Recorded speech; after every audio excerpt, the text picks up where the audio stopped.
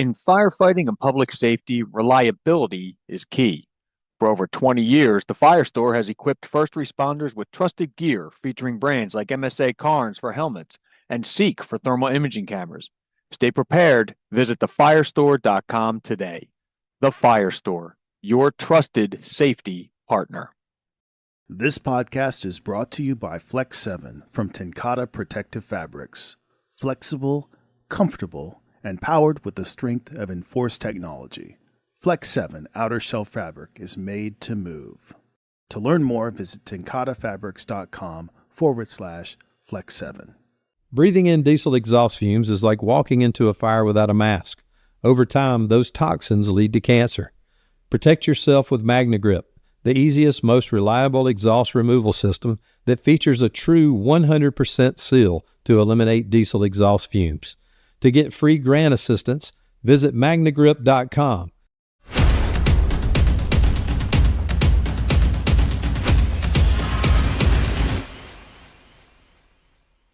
So welcome, everybody. This is Eric Dreiman, host of the Hooks and Hoses podcast, the December episode.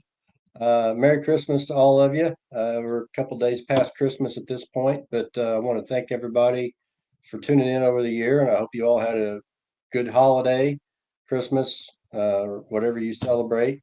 We're recording today on December the 18th or 19th, excuse me. Just 2 years since Chief Halton passed away, our previous editor of fire engineering, and I'd be remiss if I didn't acknowledge his passing and just say how much that man meant to me and how much I miss him and all the opportunities that he gave me to be a part of fire engineering, FDIC, and this podcast. I wouldn't be doing this podcast today if it wasn't for him. So I just didn't want to pass up the opportunity to remember him and all of his contributions to not only fire engineering, but to the American Fire Service during his career. So I want to welcome Mike McCarthy as the guest this month for the podcast. Mike's a captain with the Boston Fire Department. Mike, welcome to the show. All right, thanks for having me. I appreciate it. Yeah, it's gonna be good. I had the opportunity to meet Mike 4 months ago. I think we were in northern Indiana, and I was just really impressed with Mike's ability to train and convey a message, and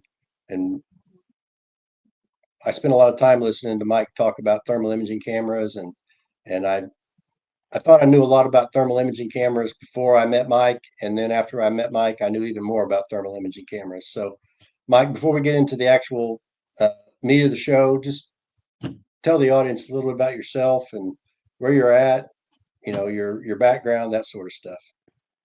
Yeah, my name is Mike McCarthy. I'm actually about 17 days ago promoted to the rank of district chief at the Boston Awesome. Fire Department. Yeah.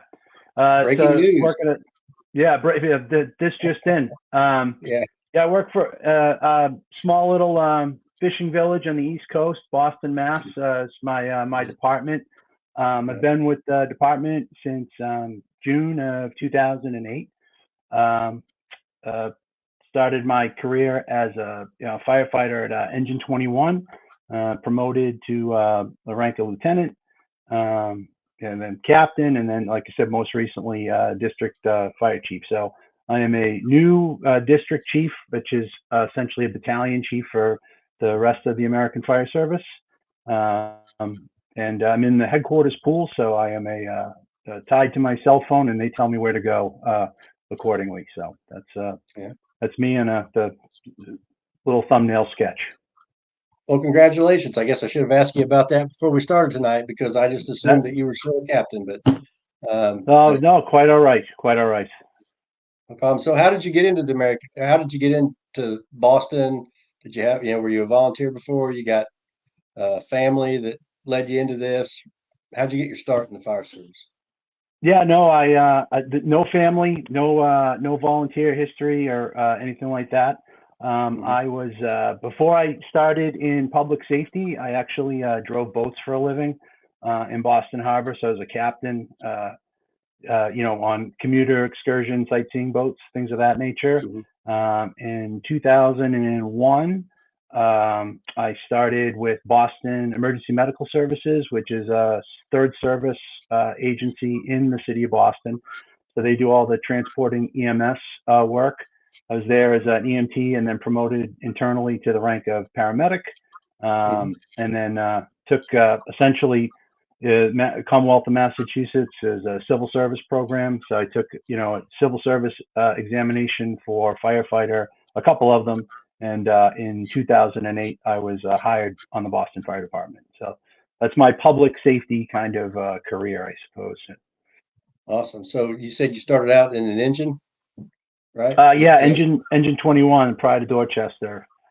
Yeah, very good. So how did you make your transition to the truck company side of the drain? Well, so yeah, I did the bulk of my career on an engine.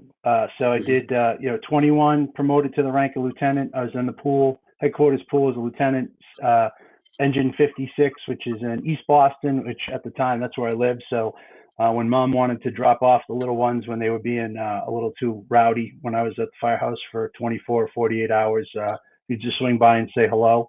Get promoted out of there to the rank of captain, was on engine 29 and in Brighton and Chestnut Hill Ave. And so about 5 years ago almost, that's when opened up on Tower Ladder 3. And I made, I put my paper in, was fortunate enough to get the spot, and started out, basically as a probationary firefighter captain, trying to learn the role of an officer and getting caught up to speed with the traditions of ladder work in the city of Boston. So I was a late bloomer. Yeah, well, we're just glad you made it over to the dark side, Mike. Even though, as did I promoted promoted from a fire apparatus to now I'm a district chief. But we call them battalion chiefs, but same rank. So, but yeah, you got chops. You got time on both sides of the drain, so that's good. That it just makes you well-rounded in the way I look at it. So, for the audience, if they aren't, everybody's heard of the Boston Fire Department, it's familiar, at least, if not intimately, at least superficially. But about how many stations do you guys have? How many people? That sort of stuff. Yeah, 34 stations, 33 engines, 20 ladders like straight sticks, two tower ladder companies. It's Tower 3, the downtown area, and Tower Ladder 10 over in Jamaica Plain. The city kind of takes Mass Ave. If anyone's familiar with the city of Boston, Massachusetts Ave runs right through the city. They essentially split it in half. Division 1, Division 2. Each division's broken down into 5 districts or battalions. And that's kind of the bigger breakdown of the department. The numbers will come out obviously at the end of the year, close to 80,000 calls for service annually. A uniformed force of about 1,450, 1,500. Don't hold me down to the exact number with attrition and new hiring. A civilian staff of the men and women that work at headquarters in a civilian role, not non-uniformed, of about 100. And we service 46 square miles is the city proper, the city of Boston.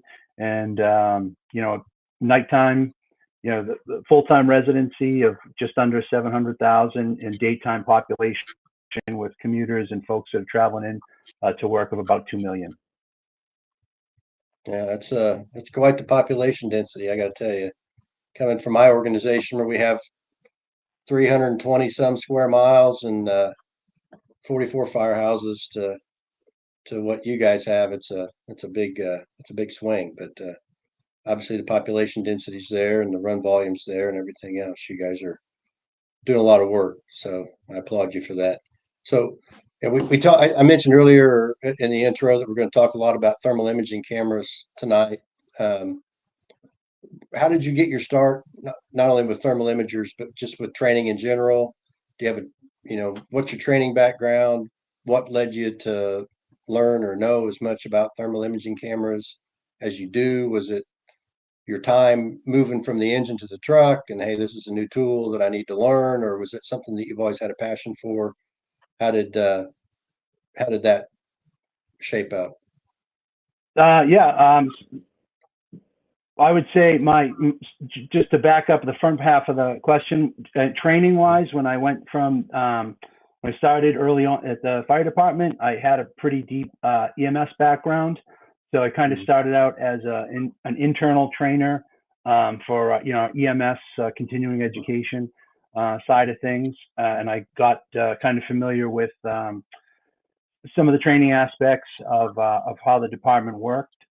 When I moved up to the rank of lieutenant, it was at or around the same time we had a double line of duty death in the city of Boston, called we referred to as the Beacon Street fire, where we lost two firefighters, Lieutenant A. Walsh and firefighter Michael Kennedy, in a wind impacted basement fire, essentially, in the Beacon Hill section of the city, on Beacon Street in the city. After that, I had assisting in kind of helping some the training, the deputy chief, district chief, and others in sort of the production of material, PowerPoints and things of that nature, more of the kind of behind the scenes delivery. But after the Beacon Street fire, the initial incident commander, Stephen Schaefer, became the deputy of training. And then I just kind of fell in with that, as locking in with our departments, how we were able to internalize and functionalize a lot of the UL, FSRI, fire dynamics, fire behavior elements. We kind of did our own thing with the UL's boot camp was a 16-hour, 2-day, very intensive thing where they brought everyone together and do collaborative learning, a lot of shared experiences to really pass the information along, and how people can what's worked for us, hasn't worked for other places, and what ultimately became part of that boot camp. I was fortunate enough because in our department we're using the alcohol prop to demonstrate some of those aspects of it. With that, kind of that entry level in, I kind of fell in through to the International Society of Fire Service Instructors, some of their grant delivery programs, and probably the thermal imaging component started with the understanding and fighting basement fire aspect of it, and sort of the benefits and utilizing a thermal imager to attempt to identify where the fire might be, especially if it's a below grade incident, and also the limitations. And then with that is just kind of continuous study, kind of became a passion project of mine, because you said it's a tool that we're asked to use, and on some levels it's no different than a Halligan, right? But not knowing how to use the Halligan, you kind of you're on display as you're spinning it around like a drum major at the door, trying to open a door if you're not knowing what you're using. Whereas the camera, it's no one saw anything, right? So it's it's a tool like anything else, and we fight the fire. We don't fight our tools and equipment. So just get good at it with study, and kind of that's where how I kind of fell into it, I guess. Yeah. Well, before we move on to the TIC, I want to bring up the Beacon Street fire. I remember when that fire happened. I've watched the videos about it, what happened, read the NIOSH reports and everything else. For anybody that's watching this that is a firefighter and takes your job seriously, if you haven't researched that Beacon Street fire and learned from the sacrifices that those two guys made, you owe it to yourself, and you owe it to the people that you work with to review that case and learn from that. Because at the time, I think I was a lieutenant at the time that occurred, and I remember thinking, man, if I got in that situation, I'm not sure that I would have been in any better place to make decisions or get myself out of that than those guys were. And it's, simply because a lot of the things that we know now, we didn't know then, right? So, and learning from those experiences or those sacrifices that were made by other people, it's so important, right? One, it keeps their memory alive, and secondly, it's it might save your life or somebody that you're working with's life. So it's just really important to review those things and those incidents and make sure that that we learn from those, because it could happen to anybody anytime. Doesn't matter whether you work for Boston or the smallest fire department in the middle of Nebraska. Those things happen everywhere, right? So you don't have to work for a big city fire department to suffer a loss or have an incident like that take place. So um, you mentioned ISFSI, and that's how I met you, was through ISFSI, and I was really impressed with your delivery style and the way that you explained what a thermal imager can and can't do, its strengths and its weaknesses, and I've taken a lot of the information that you shared with us while we were together, and I've already had the opportunity to pass some of that same information along. But um, I think it's I tell people that, as you said, the thermal imager is no different than a halogen bar, a pike pole, a straight ladder, whatever. It's a tool, right?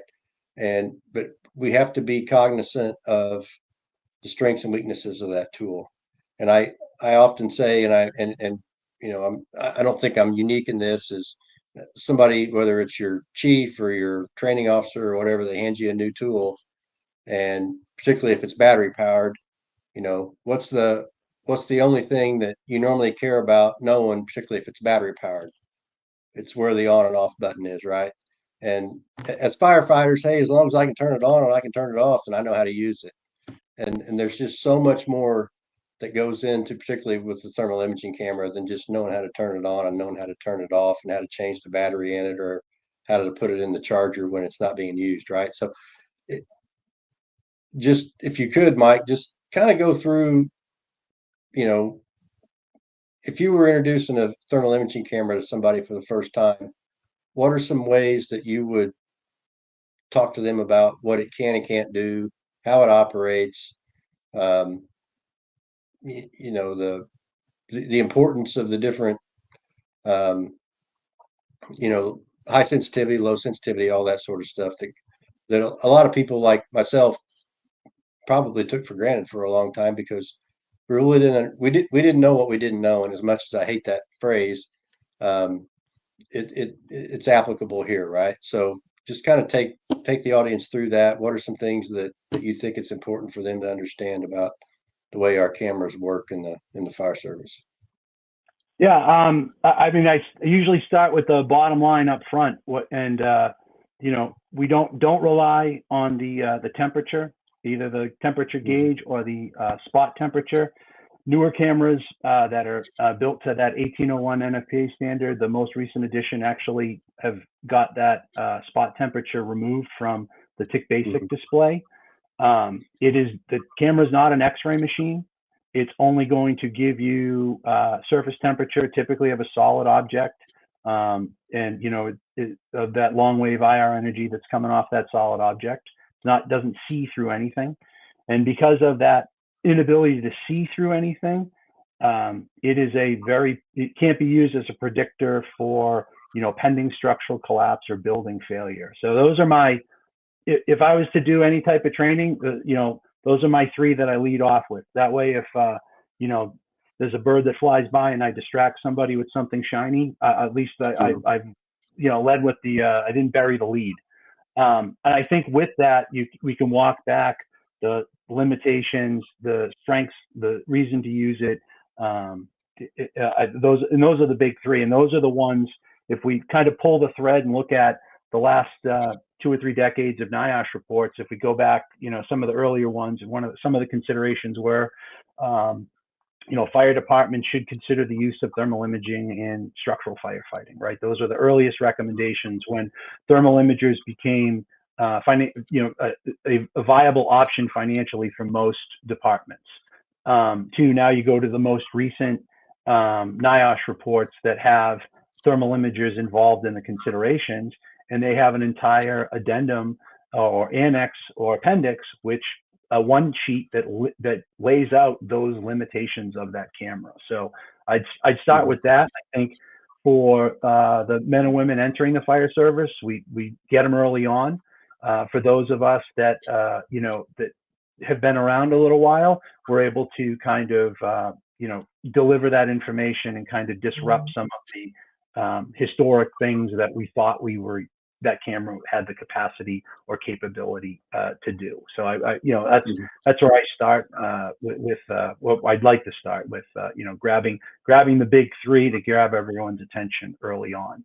I think that utilizing the spot temperature or the temperature gauge, especially in pre-fire control, that we don't want to, we're using a singular data point of a number, somebody pointing the camera up at the ceiling and saying, hey, it's only 232 degrees, we're fine. Knowing all the variables that can go into that camera when it, runs through its internal equation and the algorithm to come up with that number is just, there's too much variability in the fire environment to put a lot of stake in that pre-fire control. Look for more definitive things like colorization, where we're getting big changes as opposed to a single data point.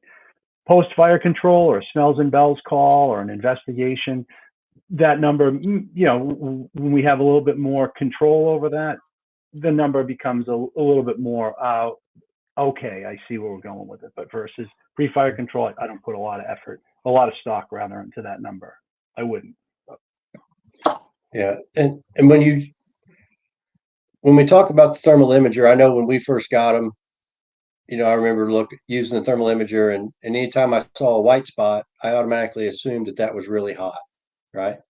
And that's not in fact the case, right? It could be, it's just warmer than the environment around it, So that's it. All that camera is really doing is taking all of that, the long wave infrared radiation in the field of view of that optical system, and is giving you a visual image. And it's up to the camera operator, right? The officer, senior firefighter, whoever's using that particular camera, they're the operator, to interpret that image.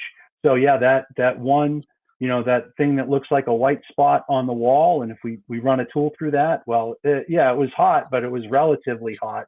We put someone's hand up against it, all of a sudden the hand is the hottest thing in that field of view. Changing the facts, we change the story. It's a whole different image to interpret. Yeah, it's good to remember that, like anything else, that camera is just a tool, right? And we have our five senses, and I still say that, obviously, if you got a fire burning, you don't need to do this. But if you've got a warm spot, the back of your hand, get my camera here, the back of your hand is still oftentimes the best indicator of how hot something really is, right? The thermal imager may say, yeah, there's a temperature difference there, but how much of a temperature difference there is, it could be 2 degrees, or it could be 50 degrees, or it could be 100 degrees. You just never know until you to use the old back of your hand, or some of your other senses to kind of guide you, because again, that technology is great. It does a great job, and I'm thankful that we have them, but we have to understand that there are limitations. There are limitations to that piece of equipment, right? They're not foolproof, and just because something shows up white compared to its surroundings doesn't necessarily mean that we need to punch a hole in that wall or punch a hole in that ceiling. Maybe we need to do a little bit more investigation before we go to, poking holes and doing that sort of stuff. So. Yeah, I mean, the back of the hand one is probably the most overlooked, just peeling the glove back and putting your hand there, and then, hey, we'll give it 2 minutes. And, I think the medical field calls it diagnostic neglect. We won't do anything until it tells us, Right. I'm not saying we let it go, but that's, again, the smells and bells, the investigation, somebody smelled something in their apartment. We're trying to help out and, assist the, the community that we serve. totally valid reason to go up there. As you said, there's other avenues pre-fire where we know it's a known fire condition, and we can use that to maybe help support our decision making.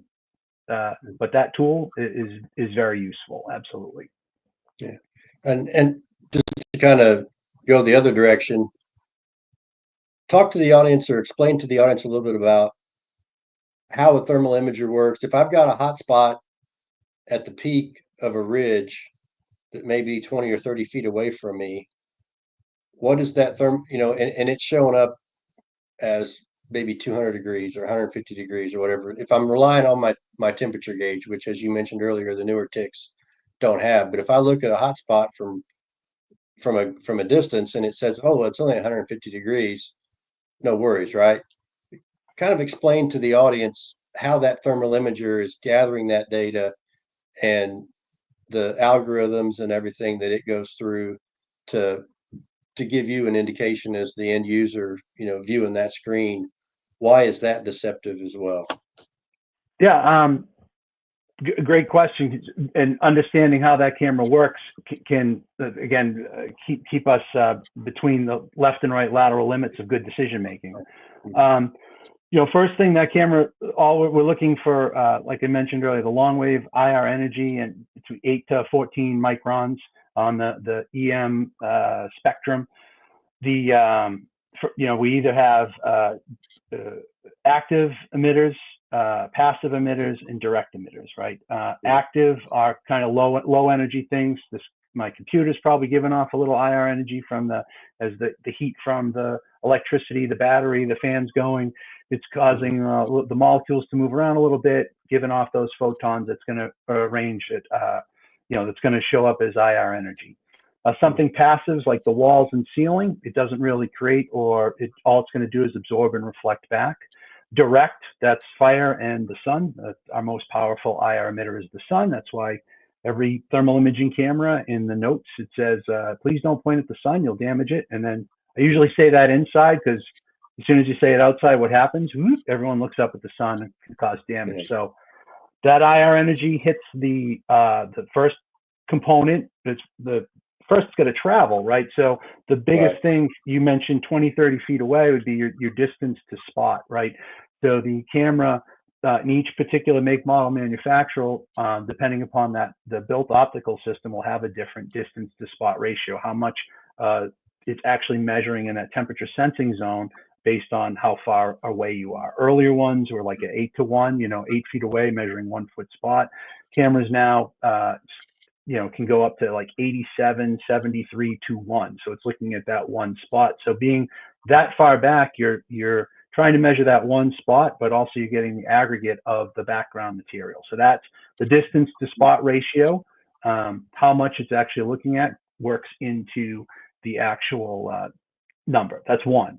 Atmospheric attenuation, right? The actual conditions of the environment. So for us, more than likely the biggest impact, because we're using it as getting a quality image versus a quantity, a specific number. We're not worried about measuring, relative humidity, but somebody that's going to use that in an industrial setting would be the atmospheric attenuation. But it does impact us. We talk about, hand lines that are operating, sprinklers that are activated, steam, fog, right? Those things can all affect the quality of that image. The emissivity of the object that we're actually looking at and measuring, what's it actually set to? Most, according to the NFPA standard 1801, which is, the standard for design. McCarthy Thermal Imaging wanted to start up. I'd go to that reference for the technical specs on how to produce something to meet the standard, not just on the size of my display and processor speeds, but also some thermal endurance and the robustness testing that equipment utilized on the fireground demands. We talk about an emissivity value of 0.95. That's the one that's built into the camera. It's typically the most common emissivity value, looking at most of our materials: wood, wall coverings, concrete block, carbonous smoke, and the human body. That's kind of right in that area of 0.95. But something like a polished metal, could be down. The scale's 0 to 1. So you could have something at 0.01. So that value, again, so if that motor that we're walking through a big box store on a smells and bells call, and I scan up and say, hey, boss, don't worry about it. It's only 90 degrees. Well, I'm 40 feet away. It was a motor that's got a metallic, bright, shiny metallic housing. And the distance, I mean, all those things could add up to a value displayed of 80 degrees, but as I get closer and closer and closer to it, it might jump up into, like I said, over that 200 degree range, which now becomes a competent ignition source later on. And we left at 6, we're back at 2 a.m. with some sort of fire condition. So those are 3 of the bigger ones that really work into that number. So to your point, Eric, if it's only this, well, if I compare that number, let's say to a similar motor that's equidistant and far away, well, that motor's going, it says it's, 100 degrees. We go to the next one down, it's 50. Well, that's a big difference, right? That might mandate further investigation. Hey, throwing a ladder, putting the back of the hand on it, getting close to it. And then knowing the environment where we're working, is that motor supposed to be running? Is that one that's colder, not running? I mean, these are the inherent uncertainty and complexity of where we work. But to just say, we're good, it's 85 degrees, I think you're leaving it open a little bit more where we could dig a little deeper into it for sure. Yeah, I think that's I was kind of a leading question because I already kind of knew the answer, but it's important for people to understand that, and I mean, you obviously have a much better grasp of the technology and the terminology than I do, but I like to just say that essentially the thermal imager is going to more or less, and I realize this might not be completely accurate, but the way I explain it is it's going to kind of average the temperature between where you are and what it's looking at. And feel free to correct me or modify my statement there, but you drove the point home in that just because I'm standing 30 or 40 feet away from something and it looks, it's saying that it's only 80 degrees or 100 degrees. That's relative, right? It's the distance, and as you said, the emissivity and what's the humidity level and all those different things. But the takeaway from all that is, don't just think because you're looking at something with your camera and it's showing that it's cool, that it's really cool, right? It could be several hundred degrees more than what your camera is telling you again. So not only do we have to be cognizant of that up close, and it's obviously a little harder to use the back of your hand from 30 feet away than it is if you're just sweeping a wall right in front of you or a doorknob or whatever. But the point is that we have to be aware of that, whether we're working up close or at a distance, I guess is kind of the point that I wanted to make with that when I asked you those questions. So. Yeah, I mean, without a doubt, that's absolutely accurate. I mean, one of the things, the folks watching, you want to, little drill in the kitchen, turn a couple burners on in the kitchen, stand as far away from the burners as possible.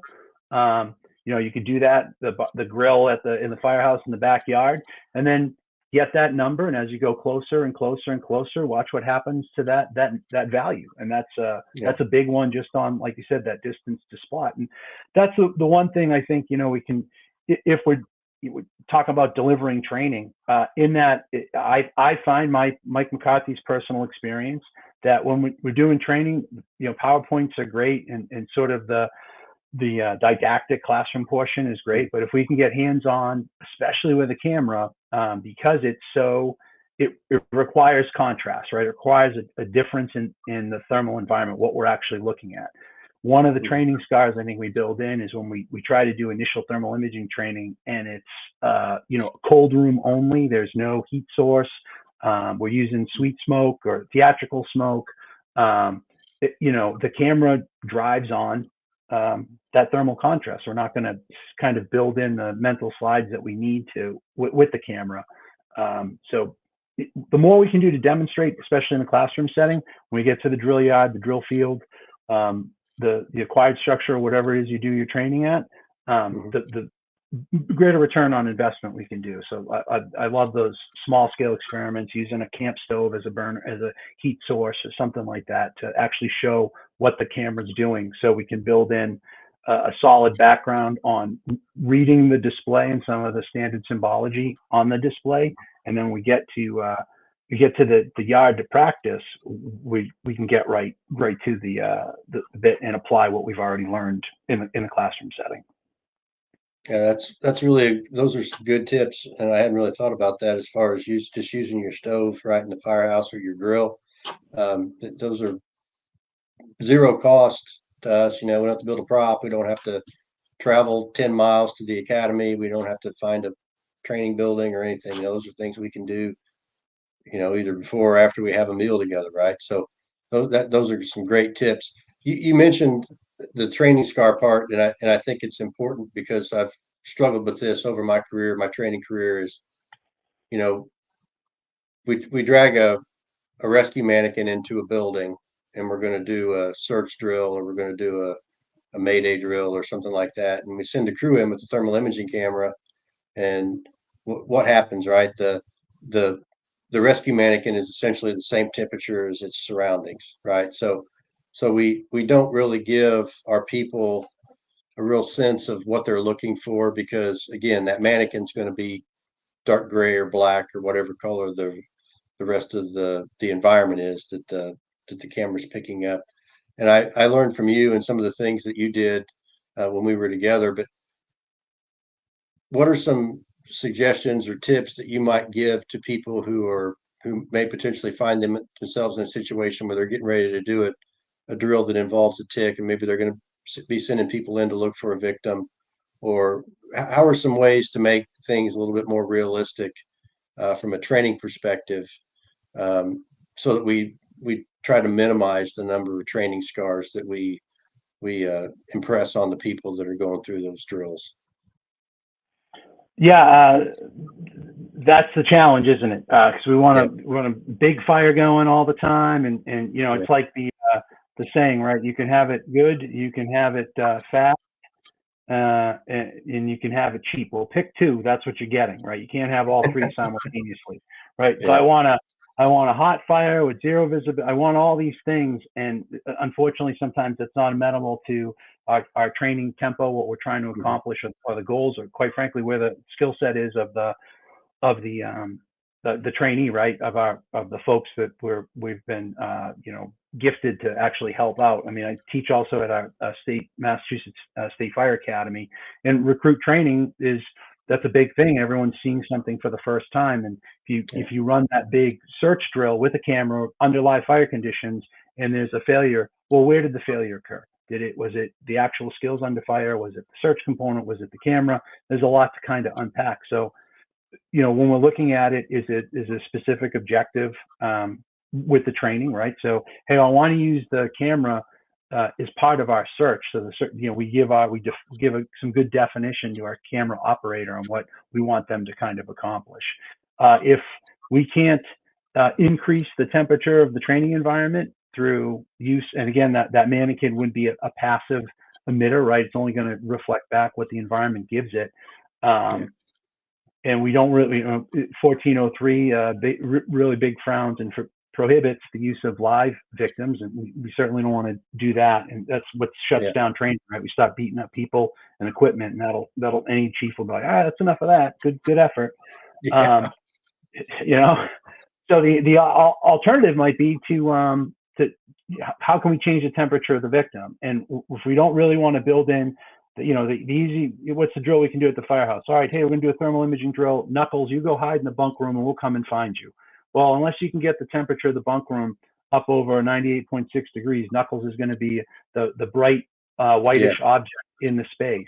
Let's lower the temperature of the victim. One thing that I found it's helpful for us to do is you take that mannequin, plunge it in some ice water, right? You bring the temperature of the mannequin down right before you go live with the evolution. You throw it in there, and I have a colder object relative to the environment that maybe that camera operator is able to identify. And I say target, that's a big thing, right? Because it's the hands that still find the victims. That's the Right. cameras just helping us identify targets, some features of human anatomy that are pretty distinct, right? The hand and fingers. If we have a camera with some decent resolution, maybe that we can actually see some fingers, or that angle of where the ankle ties into the foot, or down member drill we're doing, we see the contour of the SCBA bottle. Those are targets we built into that training brain to go in, but the hands find the hands identify. I have a victim. Let's start Mhm. going out. Yeah, I think and you kind of hit what I was hoping you would hit, but just whatever we can do to differentiate the temperature of that victim, right? And as you said, cool them down, and that was something that I guess I kind of thought about it before, but never really put much credence in it. But obviously the temperature you're looking, the victim's going to typically be the coldest thing in the room, right? So anything we can do to lower that temperature of the victim, and as you said, it's relative, right? I mean, if we're operating in a day like today in Indianapolis, the temperature's 40 degrees or 35 degrees or whatever it is outside, it's going to be pretty hard to get that victim colder than that, right? So but at the same time, if I'm doing it in the middle of the summer and it's 90 degrees out, then it makes it much easier to accomplish that skill and have that temperature differentiation. But just knowing that the victim needs to be the coolest thing in the room or in the environment, whatever kind of training you're doing, in order to make it more realistic. Because otherwise, as you mentioned earlier, you send Knuckles in the bunk room, and now Knuckles is the hottest thing in the bunk room, which would be the antithesis of, or the opposite of what it would really be like at an emergency scene. And being able to recognize that ahead of time and trying to eliminate some of those training scars is going to hopefully pay dividends when a real incident presents itself. So that's Yeah, all and good I stuff. yeah, that's all we're trying to avoid, is that the person that's looking through the camera, their expectation is always to see, well, it's going to be a person and they're going to be white hot, right? And Yeah. so yeah, on a day like today where we're in the 30s here in the Northeast, and Yeah. that's going to be a day that you're going to struggle and challenge. And maybe, hey, listen, the objective, if we have to modify the training a little bit, or how the context and framework for the folks that we're doing the training with, today's all about target identification and acquisition. So now we take that object and maybe we obscure them a little bit more with a blanket or covering, and now we can see some of those elements there. Or again, to work on the communication aspect between our if we're doing a tick directed search, we might not see the exact contrast that we want, but that the camera operator is getting time behind the tool, behind the lens, and able to, again, get that target recognition. Just we lean into, hey, again, don't forget, depending upon the environment, they may be the coldest thing, the hottest thing, on a training day, or it struggle to see if it's a room distant from the seat of the fire and it's kind of all the temperature is kind of uniform in that space. It'd be difficult, but yeah, for sure. What are some other ways that you would utilize the tick? I know I've seen videos, and I've done this a little bit, but not a ton. But when I was on a truck, but using the thermal imaging camera from the exterior, and whether that's identifying flow paths or where the hotspot is on a roof, or maybe you got a basement fire and you're trying to figure out where exactly the fire. Do you have any experience or recommendations or tips as far as using that thermal imaging camera outside of either a search or a salvage and overhaul situation that might benefit the audience? Yeah, I think I mean a lot of that understanding in fighting basement fire, that grant program that we did, and that was you can go on UL's their Fire Safety Research Institute. They have an entire curriculum based on below grade fire. And one of the biggest takeaways or considerations for, on the fire ground, the fire emergency ground, was to utilize that camera as part of, in an external 360, identify, is that fire truly, is it below grade? And if we think about, the potential below grade, there's zero exterior access, there's limited exterior access, maybe a well window, and then full exterior access, like the two in the front, three in the rear, big walkout basement.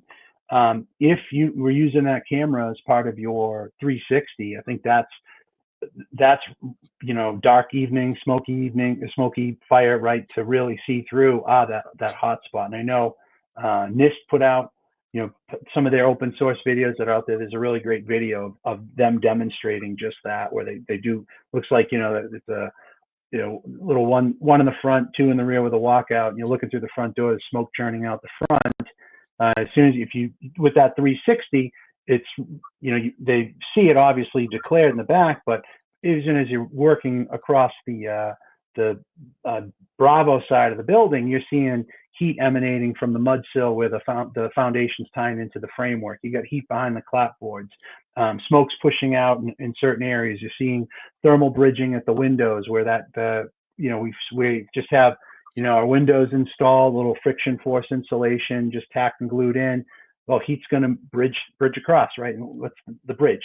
Well, it's from one point to the next. That's the thermographer's fancy term for heat's inside. It's bridging across that gap where the R value is less, and we see it on the outside. If we can use that camera to quickly and rapidly identify that, maybe it's not a through the door and through the floor situation. We're able to size up the building, see that it's a walkout, see that there's definitively heat, put some water on it, reset the fire conditions and make it more favorable for us, and also the folks inside, if there is, to be more effective and efficient on the fire ground. So, I mean, putting that into use, absolutely.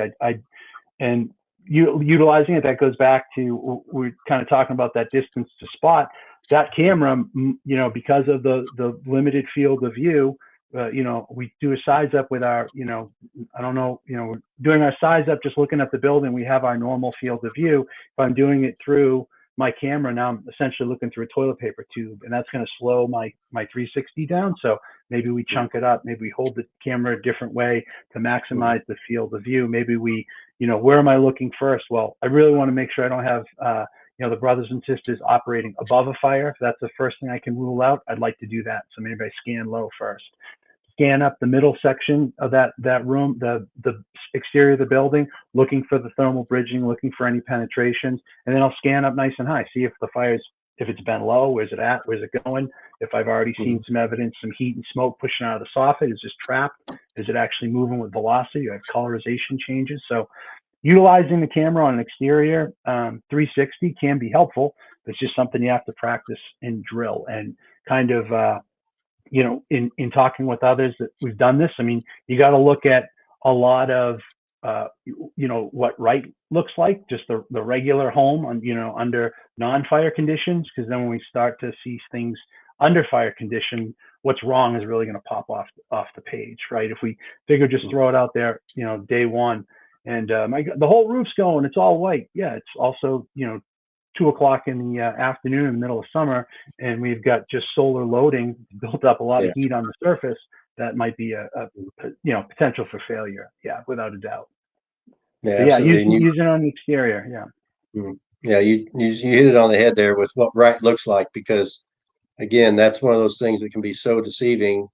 Just because something shows up as white or gray on that screen doesn't necessarily mean that it doesn't mean that it's hot, or hotter than it should be, because like you said, the thermal loading, and it's the middle of the summer, right? But one thing that you brought up, and I think it's important to pass along, is changing your field of view. We're all taught, when the salesman hands you the camera, it's got a handle on it, so you hold it like this in front of your face, right?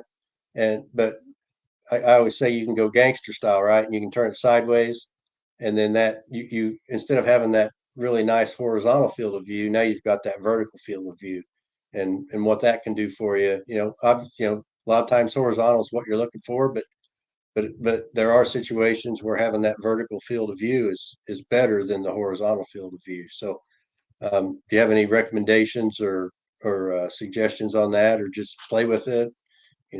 Understand the difference. I would say, grab the camera that, the best camera that there is the one that you brought with you, right? Put the camera in the elevator and send it on up. That's not a good look, right? So that's the one that you have right now that you're using. that's the one you should, what's an expert? A master of the basics, right? That's the camera that you want to get really, really squared away at, because that's what you have. The manipulation of holding the camera, right? The alternate grip, or, like I said, the gangster grip, we're holding it off to the side, is taking that fixed lens system and maximizing the horizontal into the vertical. So if I'm at the threshold of a front door, or I make a turn on a residential hallway, and let's say a multi-story building, and it's apartment building, and I hold it to the side, I'm going to maximize that horizontal. I'm going to have floor to ceiling. I'm going to start to see stuff. I minimize that dead space because of that fixed field of view. Because I know I have, pretty tight left and right lateral limits, and that standard kind of hallway height, 8 to 9 feet, whatever it might be in the building.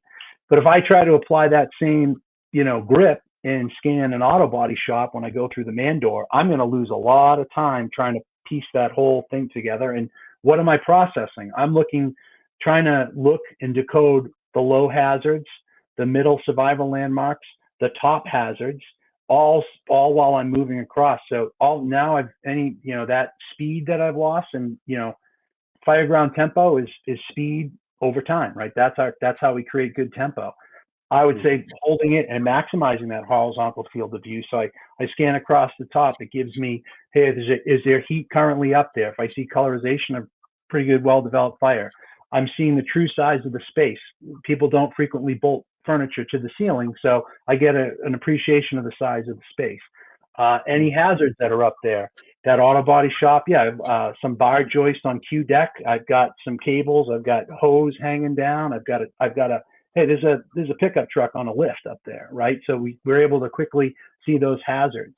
I scan that middle for the windows, the doors, my survival landmarks. Hey, I got a window straight ahead, right? These are the things I want to point out and try to address to the members below. And then we scan low for, live fire layout. Is there fire currently? What's our actual layout? Where are the targets, the victims that we're trying to identify? So knowing what we're looking for in the scan is great. How we go about doing it, again, that same aspect in that narrow hallway or smaller space and is a residential setting that's, pre-renovation, it's still pretty well compartmentalized. That's going to take a long time, top, middle, bottom, doing my wall-to-wall scan. And that alternate grip is going to really be in the sweet spot. The bigger hazards, the bigger, the traditional grip would probably be preferred. So, again, I said it before, change the facts, change the story. I think that's one of the failures is if we only give you one way of doing things, then ultimately that one way won't be the optimal way when conditions have changed and not met that. So I think that's a great, why are you holding it this way? Well, it's to maximize. Perfect, right? We understand why we're doing it versus, oh, I just did it because, Knuckles told me down at the island, he told me to do it this way, so I did it this way. Yeah, all right, so we got to always start with the why. Why are we doing it? Absolutely. A couple of things there I want to hit on. One is processor speed, because different cameras have different processor speeds, and people need to understand what's happening when they're scanning and their image freezes, right? And then also I want to talk about the difference between high sensitivity and low sensitivity mode, and why firefighters need to know the difference between what they can and can't see, and why isn't a thermal imager operating in high sensitivity versus low sensitivity. So if you would, we'll just break that down. We'll start with the processor and what's happening, and why is the camera, you see somebody, they're scanning like at 40 feet a second with their camera. What they're seeing probably isn't what they're seeing, right?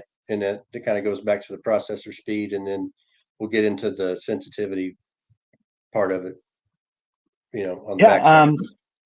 You got it. So the hertz, right? 25 hertz is a number, in that standard. So the human eye kind of refreshes its image about 27 times a second, right? That's the frequency, 27 hertz. So anything, the 25 is what the cameras are, if they're by standard, that's what they're doing. And that just gives us a very smooth kind of image where we don't have a lot of lag in the image. most of the cameras that are on the top end, let's say, have double that. They're looking at 60 hertz. So it's a very smooth, wall to wall, shoulder to shoulder style movement when we're moving the camera. That's in the absence of any sort of thermal contrast. So I mentioned that optical. So we have our IR emitter source, right? The active, the passive, the direct. We have the distance of travel. Then the first thing we hit in that optical system is the lens. Lens is made of metal, it's germanium.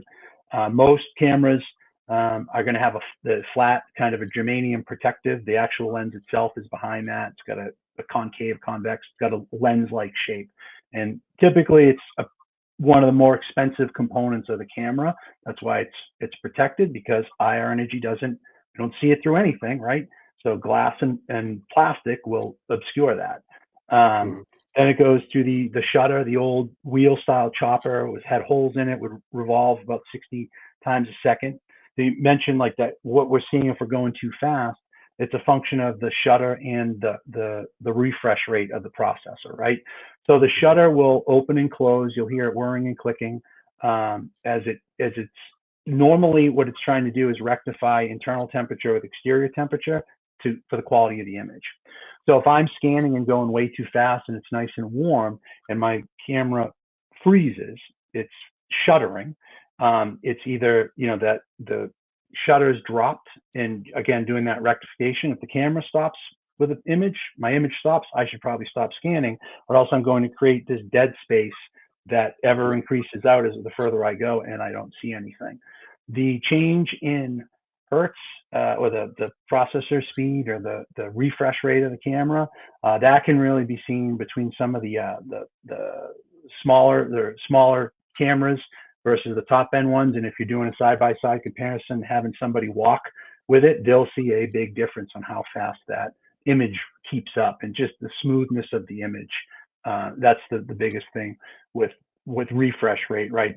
Just, no one's watching the big game on the 13-inch black and white anymore, right? We get a bigger and better, 8K. And I'm not bragging, I'm just saying, we get that at the house. You get the big camera for a nice, smooth, clean image. And you mentioned high versus low sensitivity. Again, go back to the grill or the barbecue, the stove, the burners at the firehouse. So the camera's got a dynamic range, the total, where it operates at. And most cameras, again, make, model, manufacturer, slightly different. Most cameras are looking at like 0 to 12 or 1500 degrees. That's the dynamic range. On a camera that has a high and low sensitivity or dual or tri mode, some older cameras had actually high, medium, and low. That camera would struggle to see all temperatures simultaneously with the same quality of image. So most cameras are chopping it up high sensitivity to low sensitivity. Again, depending upon make, model, and manufacturer and what the engineering decisions were at that company, high sensitivity can be considered between 0 and 300 degrees. Great for seeing things in a low, that low IR emitting state, which, in a fire environment, it's going to be the human, right? The victim that we want to try and find. So anything when that temperature is below that 300, and on the camera, on the display, there's no indication that you're in high sensitivity. When you pass over the threshold, and again, you have to know your camera, right? The threshold may be a percentage of pixels above that temperature.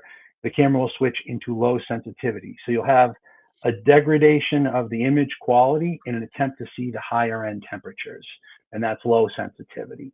And you'll see a little equilateral triangle in a box in the upper left corner of your display. You demonstrate this at the firehouse, get a burner on, turn it all the way up. Try and find that sweet spot where, a few feet back from the stove, where it's going to shutter between high and low sensitivity with simply you moving back and forth a little bit. And what you'll notice from the other objects in the field of view is that change in the quality of the image. All right, great, Mike. You've wasted several minutes of my life that I'll never get back by telling me all this. Well, what is it? What do I care?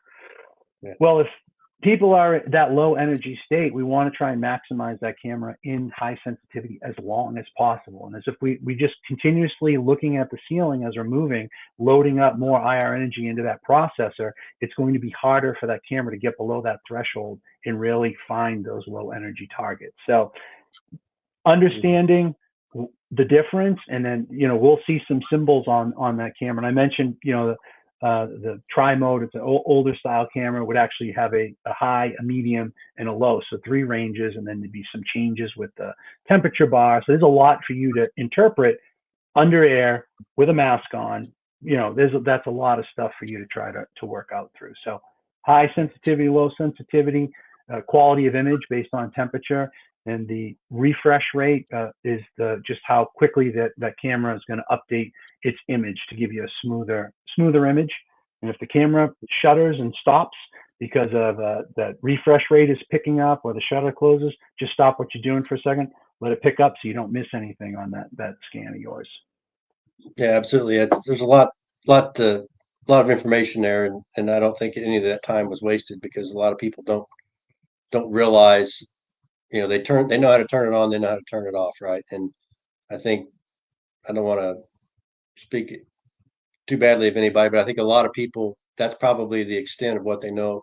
Maybe the temperature bar, right, and a few other things, but just understanding what's happening with that refresh rate, and even more importantly to me is the difference between that high and that low sensitivity. If I'm crawling into a house or an apartment building, and I'm going in as part of the search crew, and I'm scanning, and as you said, nothing takes away from our feel, and that's obviously the best indicator of whether or not we've got somebody. But if I scan the ceiling first, and I put my camera into low sensitivity mode because of the temperatures, and then I come back down to the ground, and I think I'm going to be able to easily identify a victim, I may still find them, but finding that victim when my camera is in low sensitivity is going to be a bigger challenge than it is when it's in high sensitivity. And I think that's, Yeah. And the way I was taught to use a thermal imager when we first got them was, and there's probably more that goes into it than just finding victims, but you scan low and then you scan high, right? And I think part of the reason for that is because if you're scanning low, you're still in high sensitivity. If you start out high and then you drop down to low, you may be in low sensitivity, not realize it, and then you drop down low, and you potentially could miss a victim, or miss a hole in the floor or whatever else, because the sensitivity has dropped, and that contrast and the clarity of that image on the screen is reduced. So, I think it's important for people to understand what's happening when they see that little triangle and that box pop up. It's not just a cool little, well, I don't know what that means, so I'm not going to worry about it, right? You need to be worried about that, just so you understand what your camera has done and why it has done what it has done, right? And not only from a victim standpoint, but even from a fire behavior standpoint, or a fire condition standpoint, right? You've gotten to that point where your camera has identified temperatures, whether they're at the 8-foot level or they're at the 3-foot level, wherever they are. If you see that little indicator in the upper left-hand corner of your thermal imaging camera, that tells you that camera at least is picking up some pretty substantial temperatures that are certainly not survivable for a civilian, and they're borderline survivable for us in our SCBA and turnout gear. And you need to be cognizant of that. You need to recognize that what kind of situation you're in, rather than just saying, "Oh, I wonder what that little triangle means in the corner of the camera," right? So, understanding. Go ahead. I was going to say, Eric, that was an excellent point that you brought up, is that if my camera's in low sensitivity, if we circle back to the beginning of our chat, it's like, oh, I was worried about a number. Well, that's actually the camera. There's enough temperature. It's seeing enough IR energy, and enough of the pixels in the display are over a certain threshold that it's substantial amount of heat. And if we're in low sensitivity, we should probably be moving low across the ground because there's a lot of heat up there.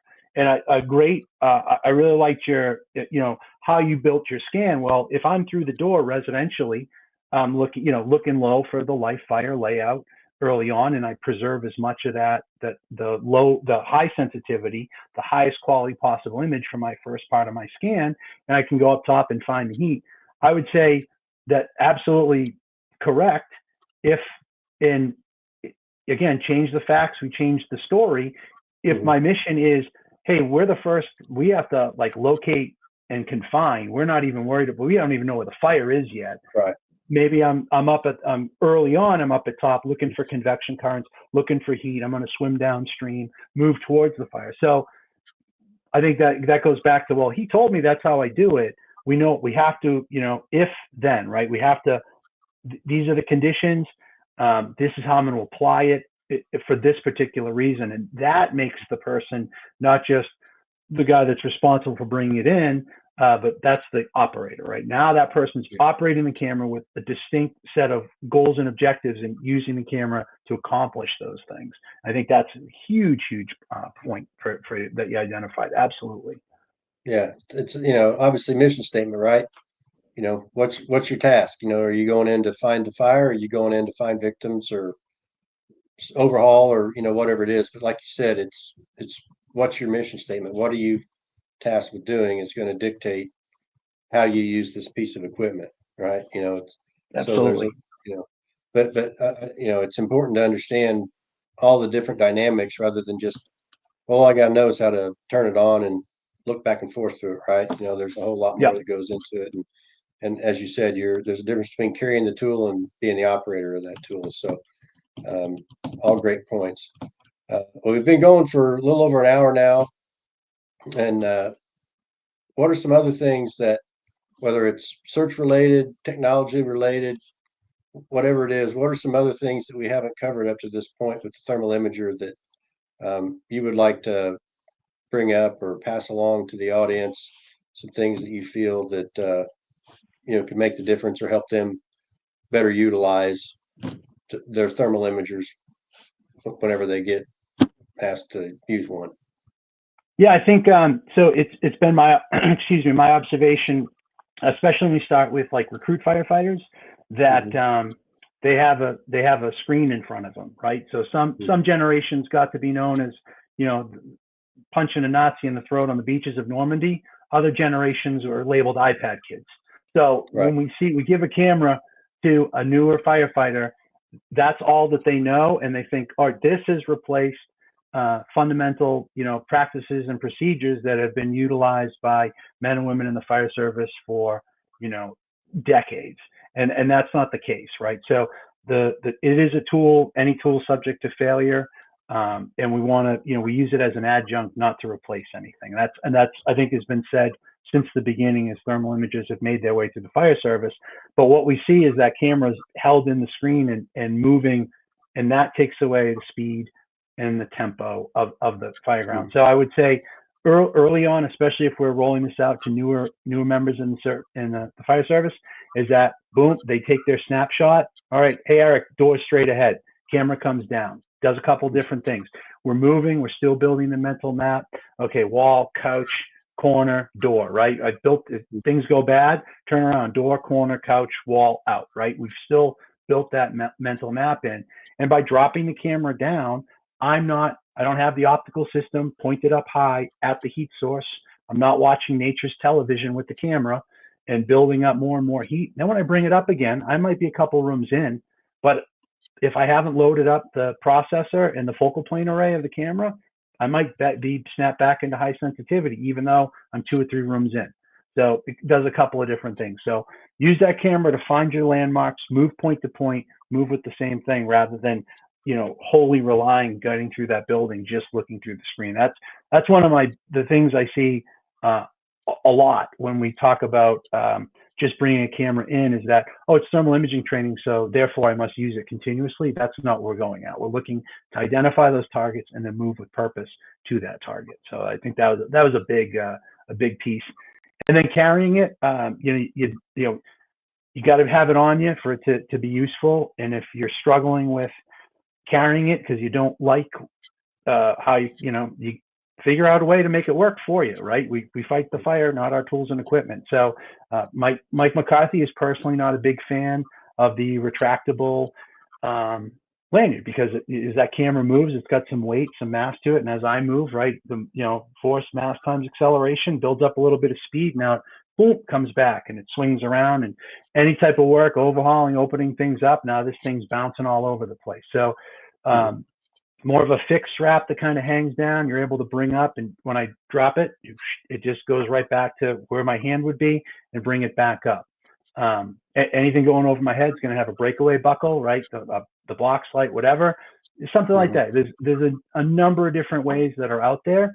Find what works best for you, to see bringing that with you all the time. And then I'd try to use it on the mundane, the benign, right? Hey, we really don't need the camera, but if you start, the more and more you use it, it doesn't become a crutch. You just start to see things, from a thermal imaging standpoint, right? And it's with you. It's hey, run out to the truck. No, you brought it with you. If you're an officer, my belief was that was your tool, right? You're helping out with some decision making, right? That's the tool that you need.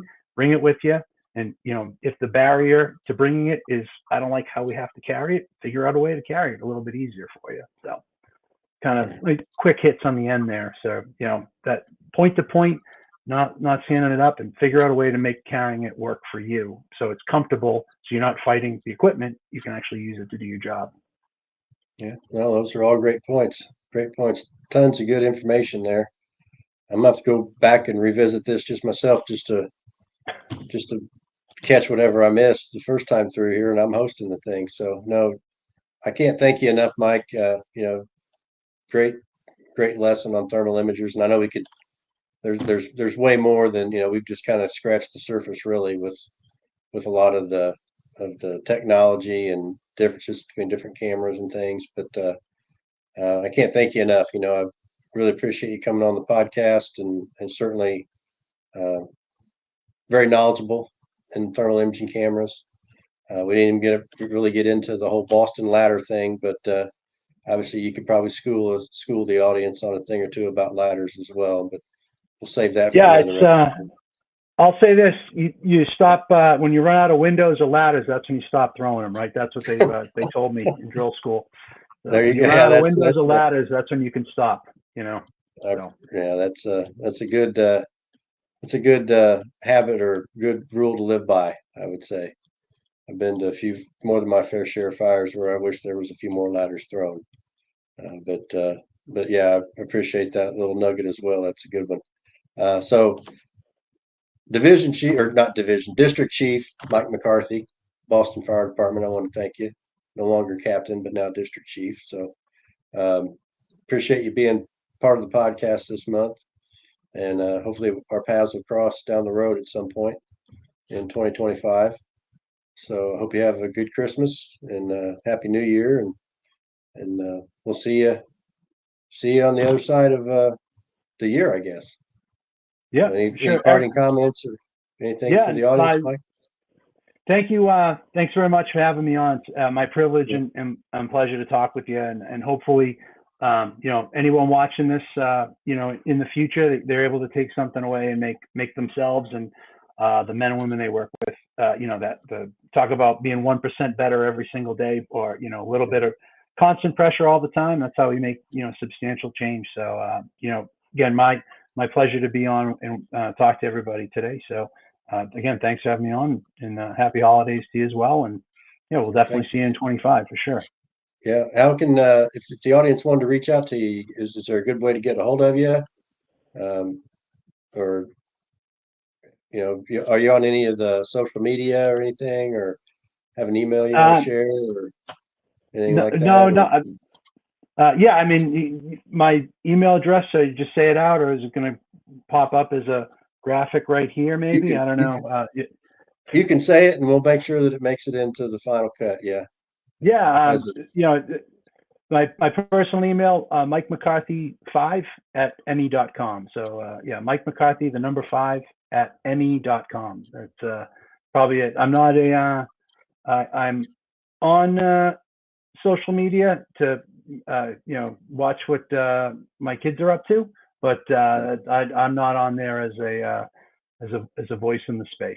So yeah, but that's probably the easiest way for anyone to reach out, and be happy to kind of help or talk to anybody through there. Awesome. Well, I really appreciate it. So again, everybody, I'm just to wrap things up real quick. Want to thank everybody for tuning in. On behalf of Dave Rhodes, Diane Rothschild, Fire Engineering Network, thanks for tuning in. If you haven't signed up for your FDIC hot classes yet, you better get signed up soon. They're filling. It's going to be a sold out conference again this year definitely for the hot classes. So if you haven't signed up yet, get yourself enrolled. Thanks again to Mike McCarthy for being a guest this month, and we'll see you in January. In firefighting and public safety, reliability is key. For over 20 years, the FireStore has equipped first responders with trusted gear featuring brands like MSA Carnes for helmets and Seek for thermal imaging cameras. Stay prepared. Visit thefirestore.com today. The FireStore, your trusted safety partner.